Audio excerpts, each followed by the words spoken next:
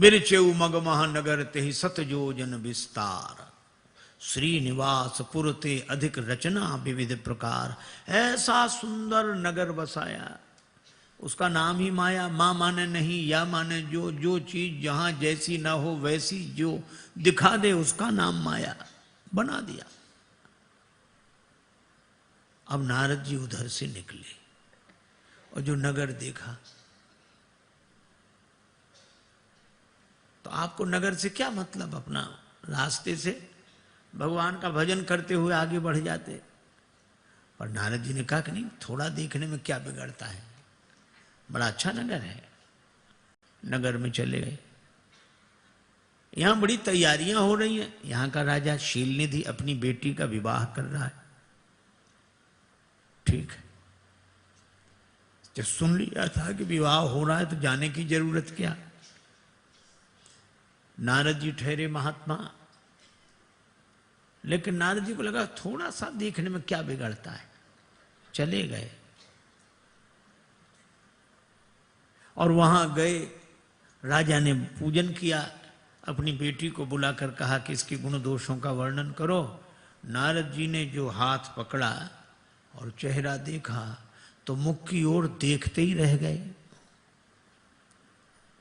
एक महात्मा बड़ी अच्छी बात कहते थे, देखो भालो तको मत, बोलो चालो बको मत, खाओ पियो छको मत, चलो फिरो थको मत।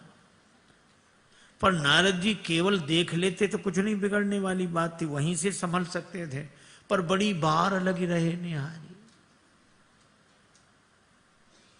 राजा ने कहा इसके, हाँ, अब जो देखा लक्षण सब विचारी उर राखे, इसका जो विवाह जिससे होगा वो अमर होगा, उसे युद्ध में कोई जीतेगा नहीं। चर अचर जीव जिसकी सेवा करेंगे, ये सारे लक्षण भगवान के हैं। मानो हस्तरेखा कह रही थी कि भगवान से इनका विवाह होगा, तुम चक्कर में मत पड़ो। पर नारद जी ने सोचा कि इसका विवाह जिससे हो जाएगा उसमें ये लक्षण आ जाएंगे। नारद जी सोचने लगे हमारे भगवान होने में बस यही कसर है और तो कुछ है नहीं। लेकिन अब सुंदरता किससे मांगे, बिना सुंदरता के विवाह होगा नहीं। बहुविध विनय कीन तेहि काला, प्रगटे प्रभु कौतुकी कृपाला। भगवान कौतुकी हैं, प्रकट हुए। और यहां सब कौतुकी इकट्ठे हुए। मुनि कौतुकी नगर तेहि गए। पहले तो मुनि कौतुकी, फिर भगवान प्रकट हुए तो प्रगटे प्रभु कौतुकी कृपाला। और फिर वे दो जो रुद्रगण थे, विप्रवेश देखत फिर परम कौतुकी तेव। ये सब कौतुकी इकट्ठे हुए। और संभल कर बैठना जलवे मोहब्बत देखने वालों, और तमाशा खुद न बन जाना तमाशा देखने वालों। नारद जी तमाशा देखने गए थे और उस तमाशे ने तमाशा बना दिया भगवान की माया। भगवान प्रकट हुए, प्रभु विलोक मुनि नयन जुड़ाने, हाथ जोड़े प्रणाम किया। भगवान ने कहा पधारो देवर्षि। कैसे स्मरण किया, महाराज एक जरूरी काम आ गया। भगवान बोले लो और सुनो, कल ये काम को जीत कर आए थे, आज काम आ गया। पर मन ही मन बड़े प्रसन्न हुए कि धन्य है हमारी माया। भगवान ने कहा अच्छा अच्छा, तो क्या काम क्या है। अब आपके सामने संकोच होता, नहीं नहीं संकोच बताओ, विवाह करना। भगवान बोले वाह वाह वाह, इससे बढ़िया बात और क्या हो सकती है।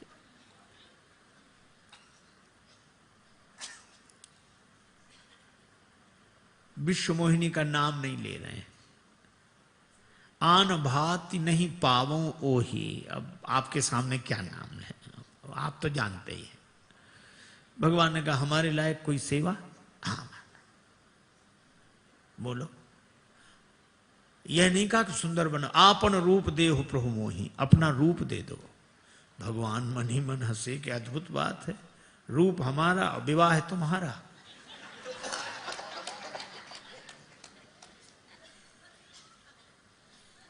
अब भगवान बड़े संकट में कि राम सदा सेवक रुचि राखी, और सेवक है नारद जी, इनकी रुचि रखना चाहिए हमें। लेकिन अगर रुचि रखते हैं तो परिणाम अच्छा नहीं होगा। क्या करें? नारद जी को अगर सुंदर बना दिया तो जिंदगी भर के लिए बंदर बन जाएंगे। कौन नचाएगा? को जग काम नचाव न जेही। और अगर हमने इन्हें अपना बंदर बना लिया तो जिंदगी भर के लिए सुंदर हो जाएंगे। इसलिए नारद जी आए थे सुंदर बनने, भगवान ने बना लिया बंदर। लेकिन कब? जब नारद जी ने यह कहा, रुचि तो यही है कि सुंदर बना दो। पर नारद जी यहीं नहीं रुके, आगे बोले, यही विधि होए नाथ हित मोरा, करहु सुबेग दास में तोरा। हे प्रभु, मेरा जिसमें हित हो आप वही शीघ्रता पूर्वक करें। भगवान ने कहा अब बात बन गई, अब रुचि की कोई बात नहीं रही, अब तो हित की बात है। तो भगवान बोले, जय विद हो ये परम हित नारद सुनहु तुम्हारा, जिसमें तुम्हारा परम हित होगा सोई हम करव न आन कछु, बचन न बरसा हमारा। और भगवान ने यद्यपि स्पष्ट किया, कुपथ मांग रुज व्याकुल रोगी, वैद न दे सुनहु मुनि जोगी, यही विद हित तुम्हारा मैं ठयऊं। लेकिन नारद जी सुने कहां? उन्हें तो लगा बस परम हित होगा। और वो परम हित यही समझ रहे थे कि संसार, व्यवहार, परिवार, माया विवश भये मुनि मूढ़ा, समझी नहीं हरि गिरा निगूढ़ा। लेकिन एक बात है, भगवान नारद जी की हंसी नहीं कराना चाहते। नारद जी को जो बंदर का स्वरूप दिया वो किसी ने नहीं देखा। नारद जान सबहीं सिरुनावा। वो बंदर वाला चेहरा तो या तो भगवान ने देखा या उस विश्वमोहिनी ने देखा और या नारद जी ने स्वयं देखा। लेकिन दो और आ गए रुद्रगण। वो कहने लगे कि हमें नारद जी का चेहरा दिखने की अनुमति मिलनी चाहिए। भगवान ने कहा ये सीक्रेट मामला है, गोपनीय है, तुम्हें नहीं। वो बोले हम तो संवाददाता हैं, शंकर जी से संबंध बनाए हुए हैं, तो कितनी सीक्रेट मामला हो, हमें तो अधिकार मिलना चाहिए। क्योंकि भगवान शंकर ने गण लगा दिए थे कि देखते रहना, ये जरूर हमने जो कहा है उसके प्रतिकूल ही आचरण करेंगे। भगवान ने कहा अच्छा तुम भी देखो। अब ये रुद्रगण पीछे लग गए नारद जी के और प्रशंसा करेगा, इनकी ऐसी सुंदरता क्या। दूसरा बोला कमाल है, हमने तो सुनी नहीं ऐसी सुंदरता। अब प्रशंसा सुनकर नारद, क्या बात? नहीं कुछ नहीं, मैं नहीं, बिना संकोच बोलो। और कुछ नहीं, ये कह रहे हैं ऐसी सुंदरता नहीं देखी। अच्छा हाँ, कहाँ मिली ऐसी सुंदरता? भगवान से। रुद्रगण बोले वही हम कहें ऐसी सुंदरता तो वे ही दे सकते हैं। बैठ गए। अब प्रशंसा प्रिय, तो दोनों को अगल बगल बिठा लिया। विश्वमोहिनी आई, पुनि पुनि मुनि उकसई अकुलाही। रुद्रगण कह रहे थे आपका विवाह होगा। अब विश्वमोहिनी को देखकर नारद जी सोचते हैं हम थोड़ा उछल जाएं, दिख तो जाएं पहले। नहीं महाराज आप बैठो। अब विश्वमोहिनी ने देखा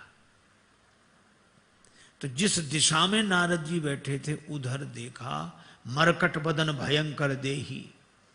उस दिशा में ही नहीं देखा विश्वमोहिनी ने। शिव जी को रुद्रगणों ने कहा कि विश्वमोहिनी ने इधर नहीं देखा। शिव जी बोले भाई यही हित हुआ। कैसे? विश्वमोहिनी अर्थात विश्व को मोहित करने वाली भगवान की माया सबको व्यापती है, लेकिन जो भगवान का बंदर बन जाता है उसे व्यापने की कौन कहे, उस दिशा में भी नहीं देखती, उधर नहीं देखती। तो शिव जी ने भी निश्चय कर लिया कि हम भी बंदर ही बनेंगे, राम जी के बंदर बनेंगे। और विश्वमोहिनी के कारण नारद जी बंदर बने और मोहिनी अवतार के कारण भगवान शिव बंदर के रूप में प्रकट हुए। यही शरीर रति राम सो सोई आदरहि सुजान, रुद्र देह तज नेह बस हरते भे हनुमान। प्रगटे श्री काशीश कीश बने, राम भगति के काज।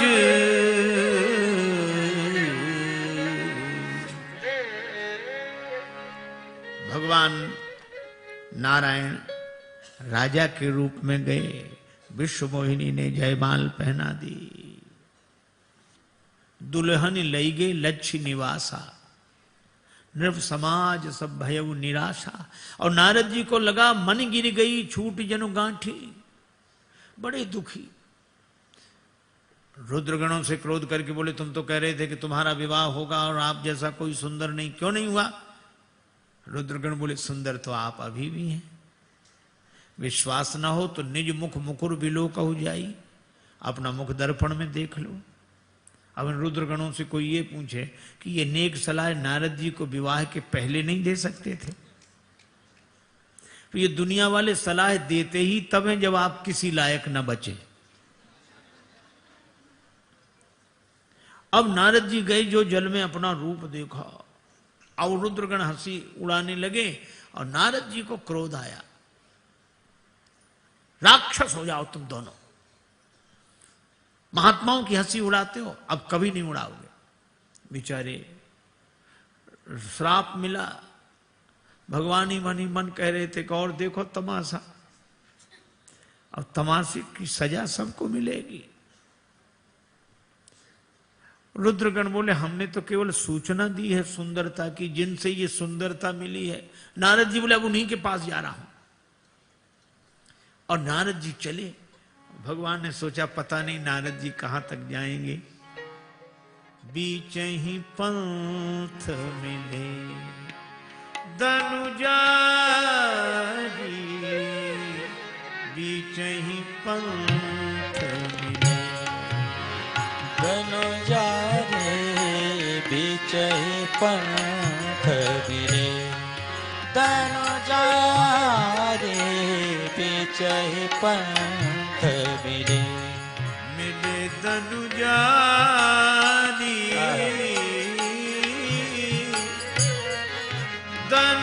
धनुजारी, धनुजारी, बीच ही पंथ मिले। धनुजारे, बीच ही पंथ मिले धनुजारे, बीच ही पंथ मिले। और भगवान अकेले नहीं मिले, संग रमा